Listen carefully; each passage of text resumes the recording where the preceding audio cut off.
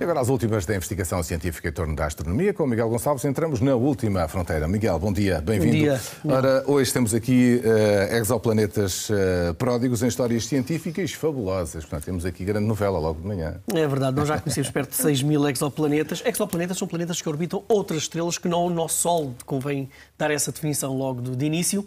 E, geralmente, nós trazemos aqui exoplanetas curiosos, com essas histórias então fascinantes. Vamos começar com a primeira.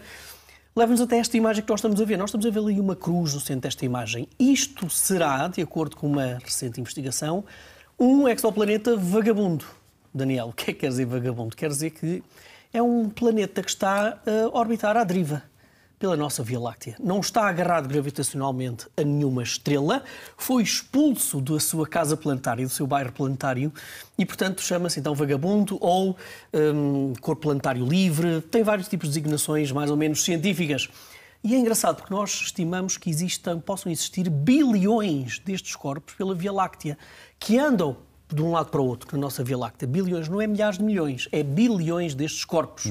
E, portanto, detectá-los é muito, muito complicado, porque eles não têm propriamente uma grande luminosidade, eles andam por aí, às vezes os astrónomos têm sorte. Qual é a sorte que aconteceu desta vez? Em 2023, em maio de 2023, este exoplaneta, esta representação artística do exoplaneta que estamos a ver, passou à frente de uma estrela muito brilhante que estava em segundo plano.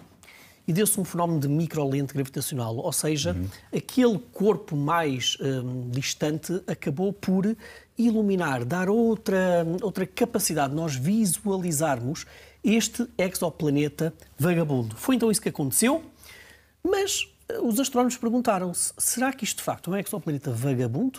Ou será que é um planeta que está agarrado a uma estrela, mas que orbita muito longe dessa estrela? Porque é uma pergunta perfeitamente legítima. Outro momento de sorte. Os astrónomos repararam que, em 1997, o telescópio espacial Hubble estava a olhar para aquela zona do espaço. E então o que eles fizeram foi, se em 1997, ou se de facto havia ali uma estrela que era a estrela que este exoplaneta estaria a orbitar, então também estaria presente nas imagens do Hubble de 1997. E então foi isso que os astrónomos fizeram. Foram tentar tirar a dúvida. É vagabundo ou não é vagabundo? Se aquela estrela estiver lá no registro dos 97 do Hubble, não é vagabundo. Se não estiver, é vagabundo. Resultado final é mesmo, se calhar, vagabundo. Porque as imagens do Hubble 97 não encontram nenhuma estrela ali naquela zona onde este exoplaneta poderia estar a orbitar essa mesma estrela. E, portanto, às vezes há momentos de sorte em astronomia e este foi claramente um deles. Ora, esta é a primeira história deste exoplaneta. Temos um outro para falar aqui. Olha, é talvez o primeiro exemplo de um exoplaneta gladiador. Gladiador porquê? Porque talvez seja a primeira vez que nós estamos a ver a interação próxima entre o campo magnético de um planeta e da sua estrela. Nós vamos até a um exoplaneta e a uma estrela, que estão a cerca de 408 anos-luz de distância. Este exoplaneta orbita uma estrela muito parecida com o nosso Sol. Ou seja, muito parecido com a massa do nosso Sol, que tem este nome que nós estamos aqui a ver. Este sistema da estrela e do planeta tem aproximadamente 17 milhões de anos. São crianças, são bebés. Olha, nós geralmente utilizamos este termo, são estrelas bebés, exoplanetas bebés. Vamos imaginar que esta estrela, parecida com o Sol, vive 100 anos. Uma vida humana, ok? Na verdade, estas estrelas vivem aproximadamente 10 mil milhões de anos. Mas vamos reduzir esses 10 mil milhões de anos a 100 anos. Então, estes 17 milhões de anos desta estrela e deste exoplaneta correspondem a uma vida humana, imagina tu, a 2 meses. Por isso são mesmo muito bebés. E então o que nós temos aqui é o caso de um exoplaneta que orbita tão próximo da sua estrela que o campo magnético do planeta e o campo magnético da estrela estão constantemente à bulha, estão a degladiar-se. E isso faz com que, ao longo destes 3 anos de observação, os astrónomos conseguiram identificar 15 elementos bombásticos. Como é que isso acontece? Acontece que o campo magnético do planeta, à medida que orbita a sua estrela, está constantemente a ser carregado, frequentemente emite uma descarga eletromagnética poderosa na direção da estrela. E sabes o que é que a estrela faz? O que a estrela faz é, em ricochete, faz também uma descarga muito poderosa. sobre o planeta. E, portanto, nós temos aqui um caso, talvez a primeira vez que nós assistimos a esta guerra eletromagnética entre planeta e estrela. Para teres uma pequena ideia, este exoplaneta recebe 6 vezes mais radiação do que se não estivesse nesta bolha eletromagnética com a sua própria estrela. 6 vezes mais radiação. Isto faz com que este exoplaneta, que ele é mais ou menos do tamanho de Saturno, estas descargas elétricas provocadas pela sua estrela sobre o planeta estão a aquecer a sua atmosfera, estão a vazar a sua atmosfera e dizem os astrónomos que este exoplaneta, em alguns milhões de anos, pode passar do tamanho de Saturno para o tamanho de Neptuno. Portanto, um planeta muito mais pequeno, provavelmente com um fim absolutamente trágico. Muito bem, e avançamos agora para esse mundo misterioso e um dos vários planetas anões conhecidos agora. Vamos ver se diz o nome. Ao James Webb, e o que eu tinha a dizer era exatamente isso, é porque normalmente traz nomes muito estranhos, tem as letras e os números, mas este chama-se Quaoar. Quaoar. É um planeta anão. Nós conhecemos vários planetas anões já no nosso sistema solar. O mais conhecido de todos é Plutão, que foi despromovido de planeta para planeta anão. Não vamos entrar por aí, é uma história, eu acho, um bocadinho triste. Então vamos a este mundo. Quaoar está a 41 unidades astronómicas do Sol, que é como quem diz, está 41 vezes mais afastado do Sol do que a Terra. Isto está aproximadamente 6 mil milhões de quilómetros, está bem para lá da órbita de Neptuno. E agora nós temos observações do Webb, o poderoso telescópio espacial James Webb, deste mundo misterioso. É misterioso em tudo, em tudo. Ele tem cerca de aproximadamente 1000 quilómetros de diâmetro por 500 de largura, ou seja, ele é até achatado, é um bocado oval, este próprio corpo, muito distante, e observações anteriores ao Webb diziam que ele tinha uma atmosfera até de metano, de hidrocarbonetos, o que é muito estranho para um corpo estar tão longe de nós e tão pequeno ter uma atmosfera. E nós também já tínhamos a certeza disto que nós estamos aqui a ver, nesta representação. É um corpo que tem 2 sistemas de anéis, o que também é absolutamente estranhíssimo. Porquê?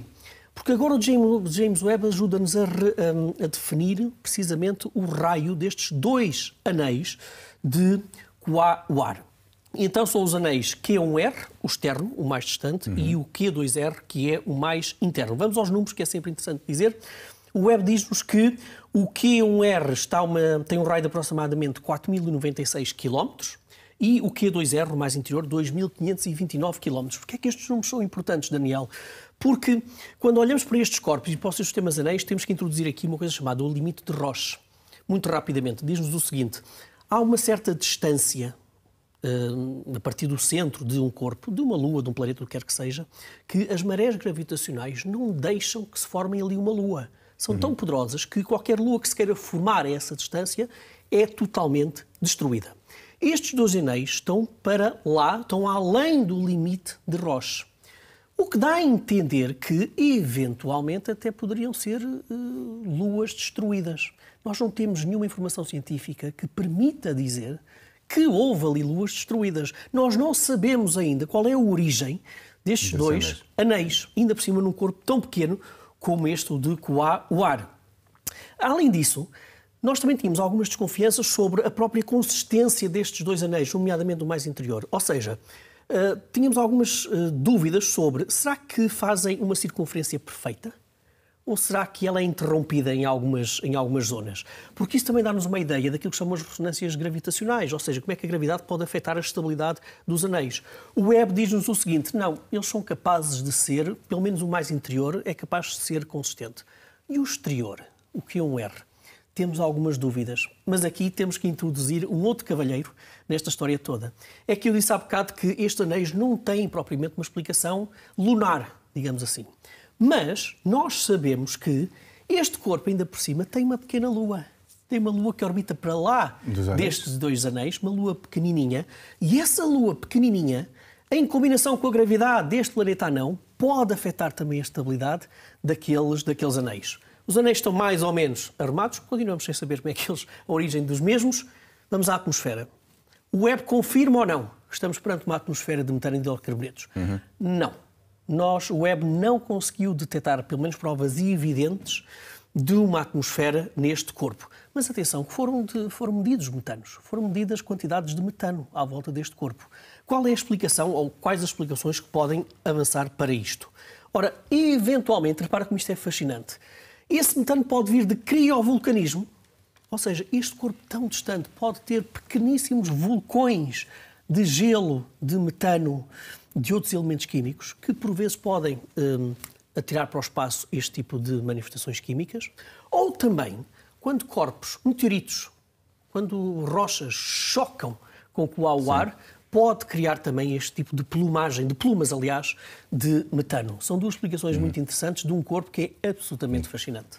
Olha, ainda dou mais tempinho para falar de coisas bem interessantes. Ciência e jovens portugueses. Vamos lá, três notas muito rapidamente, que algumas já vêm com atraso. No dias 27 e 28 de junho, são as imagens que vamos ver agora, sexta e sábado, no Aeródromo Municipal de Ponte Soure, realizou-se a 5ª edição do CANSAT Júnior.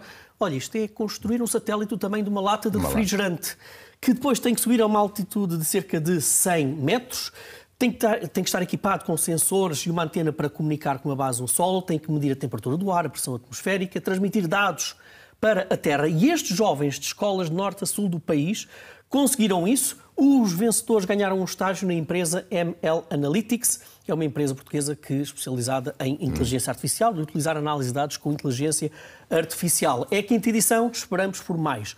Segundo ponto de realce sobre os nossos jovens, Olimpíadas Ibero-Americanas de Informática. Parabéns para o Tomás Faria, do Colégio Moderno de Lisboa, o André Abreu, do Colégio Vasco da Gama de Lisboa, e para o Luís Moraes, da Escola Secundária da Maia, que trouxeram uma medalha de prata e 2 de bronze em competição com outros 16 países nestas Olimpíadas da Informática. Parabéns a eles.